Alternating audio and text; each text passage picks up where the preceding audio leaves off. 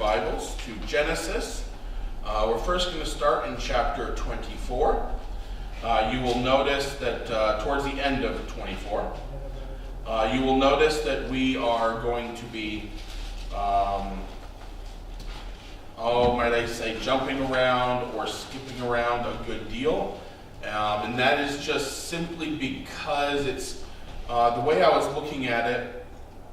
If I was to do it, everything in order and go through the other people, meaning his children, his wife, and that sort of thing all together, no matter what, I think we would have had to stop in a very odd place to stop and then have to pick up another week. So what we're going to do, we're going to focus on Isaac tonight, and then next week, God willing that we get through it, next week we will then focus on Rebecca and the boys. That could take 2 weeks, but we'll see how that goes. So Genesis chapter 24, the few verses we're going to look at here are 62 through 67. So first of all, before we read these verses, this is when Abraham had sent out his servant to find a wife, and turned out to be Rebecca, for Isaac. And this is on their return coming back home. The servant and Rebecca's return coming back home. Picking up in verse, 62? And Isaac came from the way of the well Lahairoi, for he dwelt in the south country. And Isaac went out to meditate in the field at the eventide. And he lifted up his eyes and saw, and behold, the camels were coming. And Rebekah lifted up her eyes, and when she saw Isaac, she lighted off the camel. For she had said unto the servant, What man is this that walketh in the field to meet us? And the servant had said, It is my master. Therefore she took a veil and covered herself. And the servant told Isaac all things that he had done.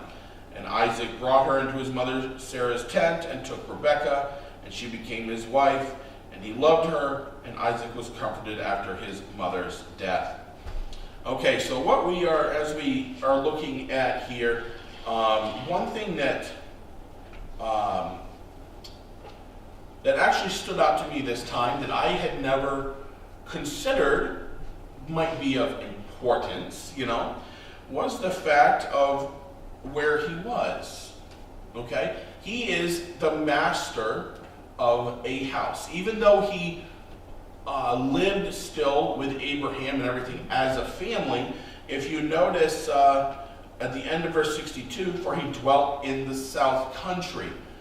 That means even though he dwelt in the same area as Abraham, all of that was family land.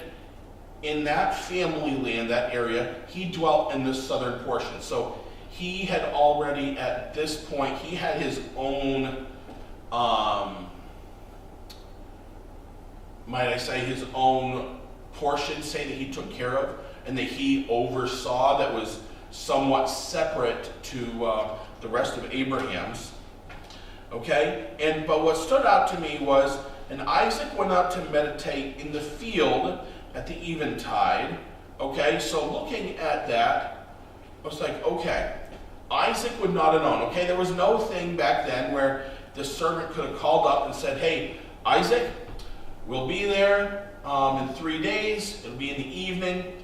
Meet us out in the field. Okay? What we are seeing Isaac here, we are seeing his a little bit of his faith and his walk with God at this point. Okay? What was his purpose for being in the field? It was not that he was looking and waiting for this servant to be coming back with a wife for him. That's not what his purpose in that field was. His purpose, it says, was to meditate. He was out there spending time with God. And what better place, because I'm sure as anybody might know that in a, say, on a farm or in a household with kids or whatever, okay, when there's more people around and that sort of thing, it can sometimes be a little bit harder to commune with God. You have to be able to really have that one-on-one with no interruptions. That way, you can give God your full attention. What is a great place to go for that? Right out into his nature. Just get away from it all. Now, some people may have different places, that they may go. Some may go literally out into nature. Some may not have that. They may not have necessarily that ability. Okay, if they're living in a big bustling city, maybe it's just a small little park or something. But what's the difference in that for them? There's a good chance they won't know the people going past them. In other words, what's going to happen? Those people will leave them alone. They'll be able to have that time alone with God. So anyways, that is what we are seeing here. Isaac, even though he knew there was a girl that was going to be coming back for him, he knew that was going to happen. You notice, he does not stop his daily walk with God, his daily part of meditation that he did. And then as we continue on, it says, now I'm going to skip around a little bit here in verse 64. Rebekah lifted up her eyes, and when she saw Isaac, okay, I'm going to skip that last part. It was that she had first said to the servant, okay, she said, "Who is this man? Or do you know who this guy is? We're, as far as I can tell, in the middle of nowhere. Out in the middle of a field, and here's this random guy walking towards us." And this servant, now remember, it's from afar off. So the servant would have known where he was, in the sense of, okay, I am in my master's land. We're in his land. But at this point, what was very evident of Isaac's communion walk with God? It wasn't a secret thing. Okay, it was afar off. The servant would not have been close enough to see and go, "Oh, that's my master Isaac," because I can see who it is. He knew this is where Isaac goes, and he goes at this time of night, this time of evening, to walk with God. So he knew this is my master. We're far enough away, I can't actually see him, but I know him because of his commune, because of his walk with God. Some commentators speculate, and once again speculation, that maybe on this property Isaac had set up an altar, or had set up an altar, or a place of worship, and that may have been where he was at the time. That's how he knew. I mean, that's just speculation, but it very well could have been.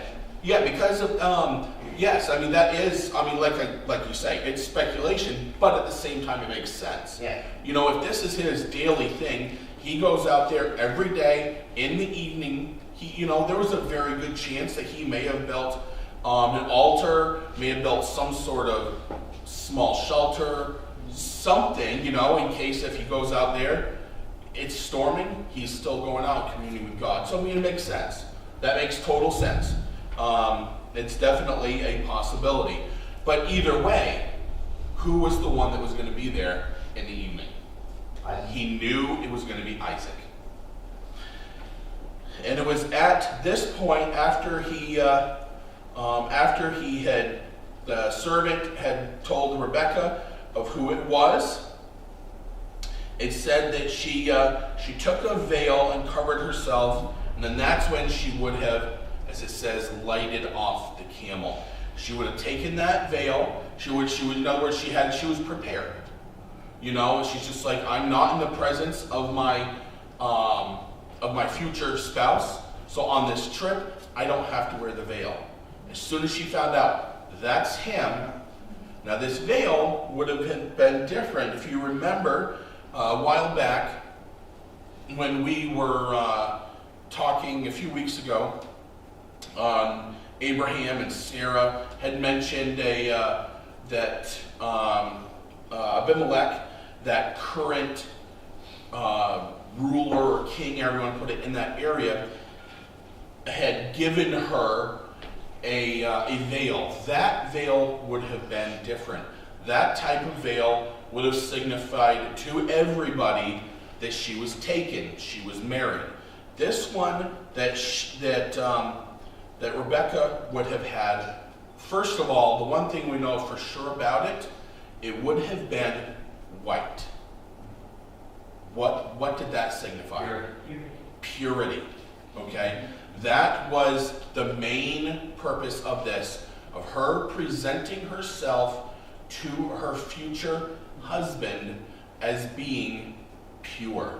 And there is so much that goes into this that we could very easily get stuck on that one little point with Christ and the church.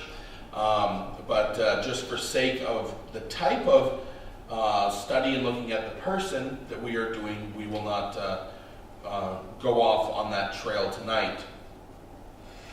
And so this is at that point. So she's covered herself. She goes and meets him, and the servant, it says, told Isaac all the things that he had done. So the servant tells Isaac, look, this is exactly how it is. This is that agreement or that thing that I made with God, saying, God, look, there's no way that I can know. Here's this ridiculous thing. Have that woman offer to do this ridiculous thing, just so that way I know for certain that is the one for Isaac. And of course, as we looked at last week, all that came about. God had already been working and lining everything up beforehand. So God already had that all in motion. That plane in motion already had all the workings going on before the servant had even asked him of that. And so he told that to Isaac. And we mentioned, I think it was last week as well, that Isaac brought her into his mother Sarah's tent and took Rebekah, and she became his wife, and he loved her. And so what we are seeing here, I looked into it a little bit more, is the fact of, so we surmised last week that there was that there was a good chance that Sarah may have been on her deathbed. And that is what we would have seen here. Because of the type, the way the traditions were for the weddings, this was abnormal. Okay, what we are seeing here is they are going into into Sarah's tent, and essentially they are having the ceremony or whatever of being wed there in the tent. Why? Sarah was on death's doorstep. She was bedridden. It was a thing where if they would have moved her, it may have essentially killed her. Okay, that's how she was right there on death's doorstep. That's how serious it would have been for them to have done the ceremony in her tent. And then immediately, right in the same verse, we see Isaac was comforted after his mother's death. So Rebekah, the first thing that she was able to do for her husband was comfort her husband. We will look more at Rebekah next week. Now let's go to chapter 25. Pick it up in verse 19. 19, and these are the generations of Isaac, Abraham's son.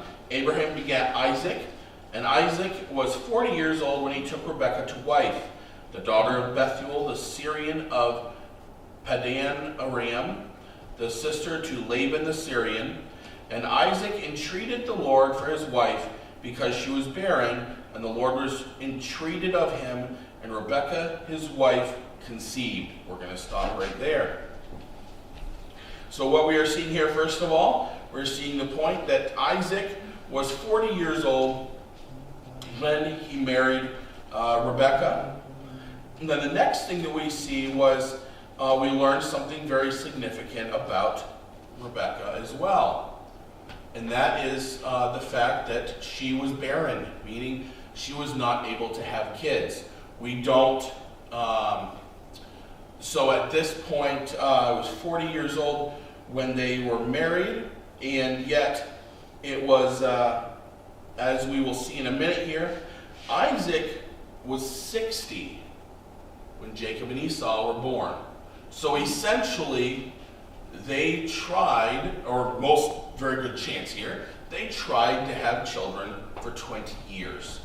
And that is when we see here that Isaac entreated or pleaded or urgently requested, is what the actual definition of entreated would be. He urgently requested and pleaded with God, begged God to make it to where that Rebekah could have children. And it says right away, right there, that essentially God heard him. And God went through, God, how can you say, opened her womb, took away that barrenness, and Rebekah was able to have children. Thus let's see what verse is that, 26. We'll just read, since it'll be easier, we'll read the whole of the verse. And after that came his brother out, and his hand took hold on Esau's heel, and his name was called Jacob.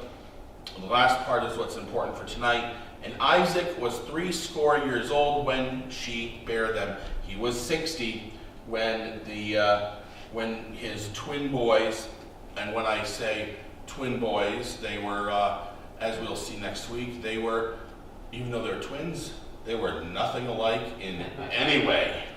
Unlike mine. Yeah. They were nothing alike in any way. So now we're going to look at chapter 26. Genesis chapter 26. First we'll look at, I grouped these together going through to, instead of trying to go through everything at once. So first, the first 5 verses of chapter 26. And there was a famine in the land, beside the first famine that was in the days of Abraham. And Isaac went unto Abimelech, king of the Philistines, unto Gerar. And the Lord appeared unto him and said, Go not down into Egypt, dwell in the land which I shall tell thee of. Sojourn in this land, and I will be with thee, and will bless thee, for unto thee and unto thy seed I will give all these countries, and I will perform the oath which I swear unto Abraham thy father. And I will make thy seed to multiply as the stars of the heaven, and will give unto thy seed all these countries. And in thy seed shall all the nations of the earth be blessed, because that Abraham obeyed my voice and kept my charge, my commandments, my statutes, and my laws. So what we are seeing here, this is a second famine that has come through. The first being when Abraham was still around. This is now, remember Abraham, this is the second one during Abraham's time that we see. Isaac here is, at this point, I believe Abraham has passed on, so actually I was saying that a little backwards. This is not the one during Abraham's time. This famine is a separate one. So Isaac decides to go into Abimelech, king of the Philistines, in Gerar. Now just a reminder, Abimelech was not the person's actual name. Abimelech would have been title, kind of like Pharaoh, or for a good example I used is pastor. I don't, out of respect and all that, I don't call him Harold, even though his name is Harold, okay? I call him pastor as if it was his name, when it's actually his title, his position, okay? That is what Abimelech here is. So this would have, at this point, just because of the amount of years that have gone past, most likely a different Abimelech from the one that had been, who had interacted with Abraham. And so he's planning on going in this famine, going to this Abimelech to see about getting help. And the Lord, it says, the Lord appeared unto him and said to not go to Egypt. Instead, I'm going to tell you of a different country that I want you to go. And in this country, you are to stay there for a while. And I will bless thee while you are in that area. And then he goes in and saying, the reason why I am going to bless thee is, and he goes into and tells about a little bit about, gives a quick synopsis of the what we call the Abrahamic covenant, which we have referred to and spoke on for a few weeks now. And reminded Isaac, because Isaac would have known this about this covenant, he reminded him of that covenant. And the fact that because in this all came to a fact of, or the reason why this was in place was because Isaac's father obeyed God's voice, kept God's charge, his commandments, statutes, and laws. Verses, we have separated this 6 through 11 now. And Isaac dwelt in Gerar. Oh, by the way, before I read the next verse, the apple doesn't fall far from the tree. Yep. And the men of the place asked him of his wife, and he said, she is my sister. For he feared to say, she is my wife, lest, said he, the men of the place should kill me for Rebekah, because she was fair to look upon. And it came to pass, when he had been there a long time, that Abimelech, king of the Philistines, looked out at a window, and saw, and behold, Isaac was sporting with Rebekah, his wife. And Abimelech called Isaac, and said, behold, of a surety, she is thy wife. And how saidst thou, she is my sister? And Isaac said unto him, because I said, lest I die for her. And Abimelech said, what is this thou hast done to us? One of the people might lightly have lain with thy wife, and thou shouldest have brought guiltiness upon us. And Abimelech charged all his people, saying, he that toucheth this man or his wife shall surely be put to death. So, like I said, the apple doesn't fall far from the tree. If you remember, Abraham did that twice. Okay? And we see Isaac does the same thing. He goes into this land, and the one thing that is different here, you could say, it might be a little bit different, is was the wording that was used as far as describing her. She was fair to look upon. In the original, in this case would have been the original Hebrew was actually different from their. How can I put it? There are different original Hebrew words that, when put to English, it's all the same word. Okay, fair. However, they originally had different meanings of the word. The fair that would have been for Sarah would have been just simply she was a beautiful woman, okay?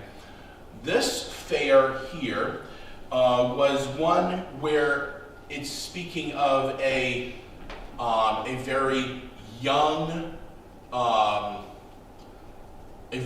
just, it goes beyond just beautiful, but a very young, beautiful, one that many, especially young men, would say, oh, she's not taken. I want her to be my wife. Okay, she would have really drawn in could have drawn in a large crowd. She had more of a youth-like purity and beauty there. And however, though, Isaac was, even though that's what he said to people, was that, oh, she is my sister, he obviously did not keep his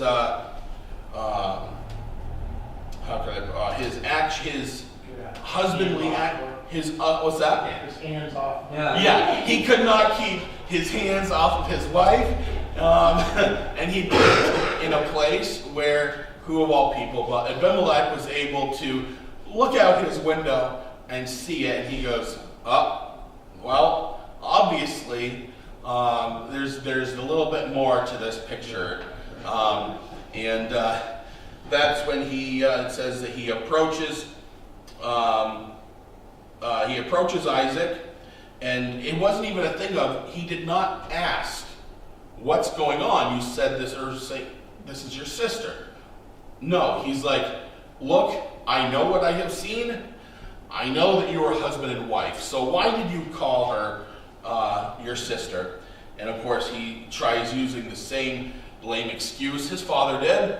Oh, I was afraid people would kill me because they would want her, and she'd get upset when they found out she was already taken. And Abimelech essentially really scolded him and said, you realize what you could have done to us? To any of the, if any man had have gone and been with your wife, you realize they would have been, in this sense, innocent in their own mind because they would not have known, but they would have been guilty of a horrible act. You realize what your one little lie could have caused? And then Abimelech, it says, charged all of his people. So he essentially put out, you could say he put out a decree, okay? A law, essentially, saying, this man, this woman, nobody is allowed to harm them. You're not allowed to touch them. Oh, and by the way, if you do, it's not jail. You're dead. You're dying. You're dead. Okay? You will be put to death. This is how serious Abimelech took this in this sense, and then also was protecting his people. He wanted to make sure it was not just protecting Isaac and Rebekah in this area, it was also protecting his own people. Because even if this Abimelech was, like I said, most likely was, even if it was a different leader from the previous one, I'm very well sure he probably knew about the previous Abimelech's dealings with Abraham and the covenant and the oath that Abimelech had with Abraham. So looking at that, that's another reason why he may have done this, to protect those two as well. Okay, now the next good group of verses, let's see, we'll read a few of them. Let's start in verse 12. Then Isaac sowed in that land and received in the same year 100-fold, and the Lord blessed him. And the man waxed great and went forward and grew until he became very great. For he had possession of flocks and possession of herds and great store of servants, and the Philistines envied him. For all the wells which his father's servants had digged in the days of Abraham his father, the Philistines had stopped them and filled them with earth. And Abimelech said to Isaac, go from us, for thou art much mightier than we. Let's go ahead and stop there. So what we are seeing here is, even though there has been a famine in the land, and even though Isaac had committed or made that once again a stupid decision, does not change the fact of the blessing that was on him and his family, and God blesses, and it says that in the same year he received 100-fold. So whatever it was that he had sowed that year, whatever in everything, okay, and after just 1 year, he had 100 times more what he had started with in 1 year. What a blessing that is.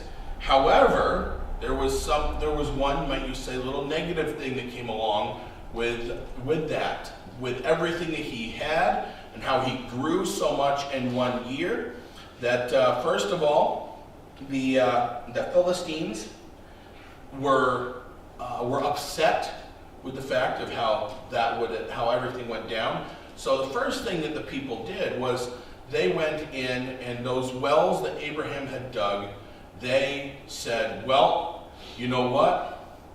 If we are not able to use these, we don't want anybody to use them. You know? So in other words, meaning if we can't, because of all of Isaac's, we don't want him to be all of Isaac's animals and all his people and everything. Well, then we don't want anybody to. So they filled them in. And then to top it off, Abimelech even goes to Isaac and says, leave. Get out of here. At this point, Abimelech, you could say, was afraid for possibly his job. In the sense of at this point, he saw Isaac as being mightier than him. So that may also mean that in this hundredfold, that Isaac had more in 1 year, more men and everything, to where that they could have easily oversieged and taken over rule if they had wanted. Abimelech in the area, the city, the town, whatever that he resided or ruled over, controlled. So he sends them away. And then verses, 17 going down through 25, I'll give you a synopsis of this, okay? So Isaac goes out, and he goes back to the valley into the valley of Gerar, and these wells of water that the Philistines have filled in, he got the nickname, as what a lot of people call him, is the well digger. And he starts going in first redigging all of those wells that the Philistines had filled in, and got those back into working order. And then, let's see, which verse is it? Let's see, verse 20. And the herdmen of Gerar did strive with Isaac's herdmen, saying, the water is ours. So first they dug, this is talking of a new well, the first new well they dug, okay? The water is ours, and he called the name of the well Esek, because they strove with them.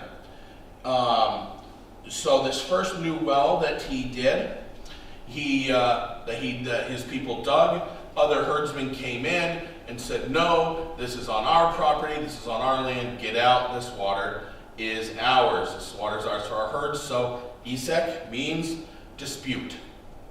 That's why he named it Esek. And then verse 21, they digged another well. So this is a second new well. And it ends up, the other herdsmen did the same thing. They went after this one, and he called the name of this one Sitnah, meaning contention. Okay, these two wells, new wells, which obviously must have been good wells in good places, probably producing a good amount of water, because all the other herdsmen wanted them. And then verse 22, he removed from thence and digged another well. So this is the third well. But this one they did not go after. The other herdsmen did not go after it.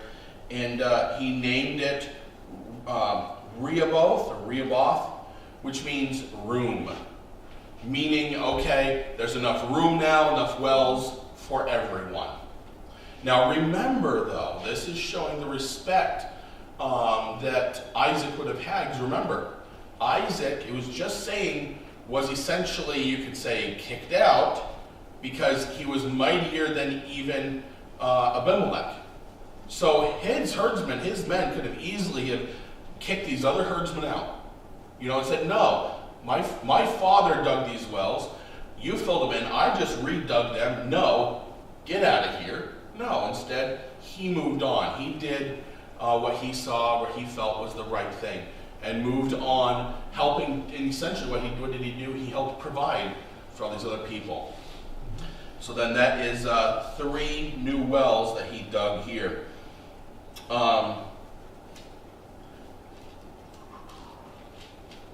And then we see also in those verses, in the few verses following, Once again, God reminded Isaac of the covenant, and then Isaac built an altar.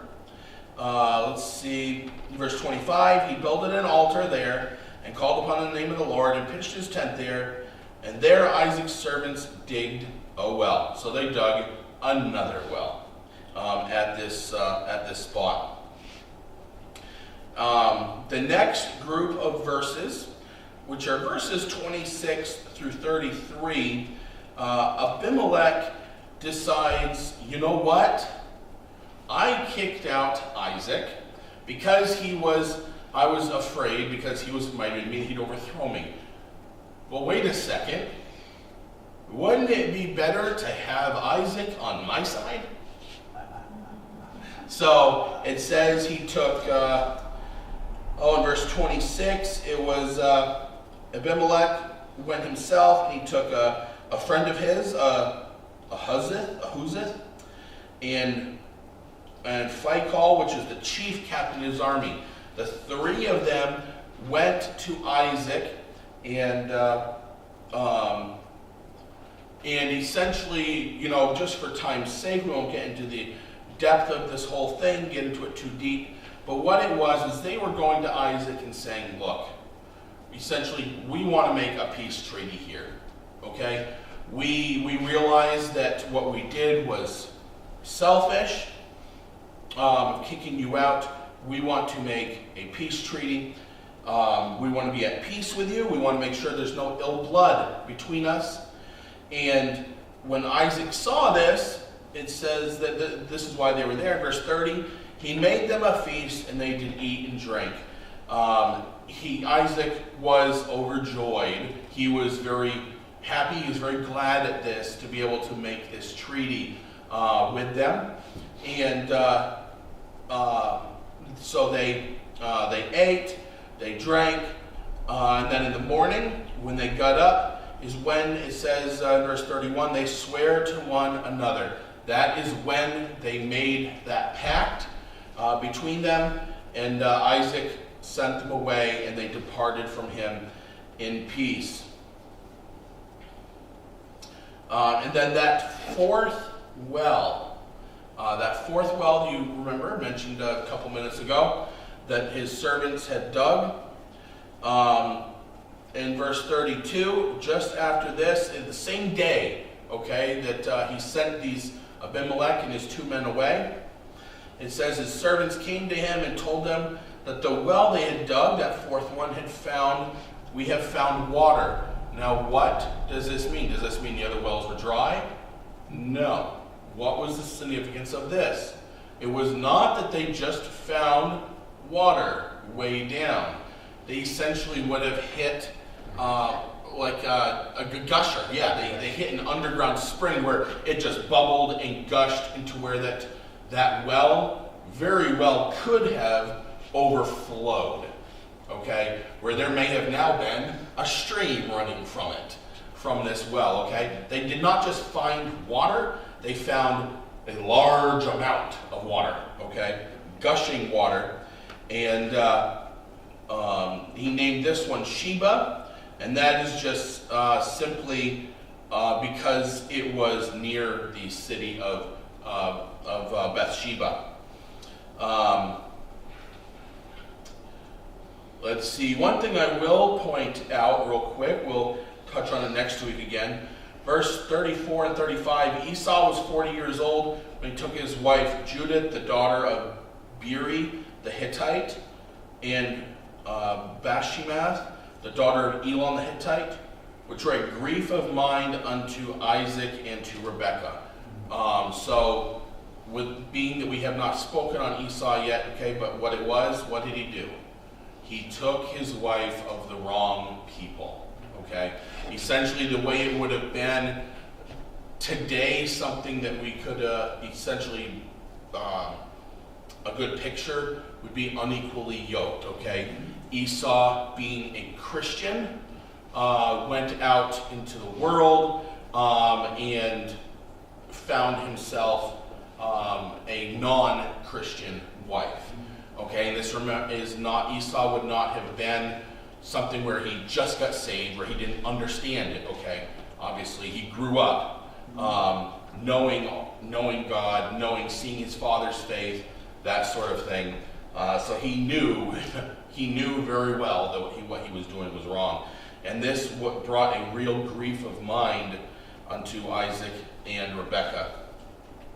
Oh gosh, I was hoping we could get through, and we did not. We are already past time. Let's talk about the deception. So you know what? We are going to, yes, I'll see how we do next week exactly, but we will get on into, to finish up Isaac and get into the rest of the family next week. Because we are already 5 after, so. Heavenly Father, Lord, once again, as I thank you every week, Lord, we just thank you for these things, Lord, these accounts that you've given us, Lord, and just, Lord, as helps for us to, as we go through our lives, Lord, helping us to possibly learn from the mistakes of others, but Lord, also showing us that no matter what mistakes, no matter what bad decisions, Lord, that we may make, you can still use us for your glory. Lord, we thank you so much for that. And Lord, I just ask your blessing, Lord, on this church, on these people. And Lord, we ask that you bless as well the other Bible studies and services throughout this week. We ask these in your name. Amen.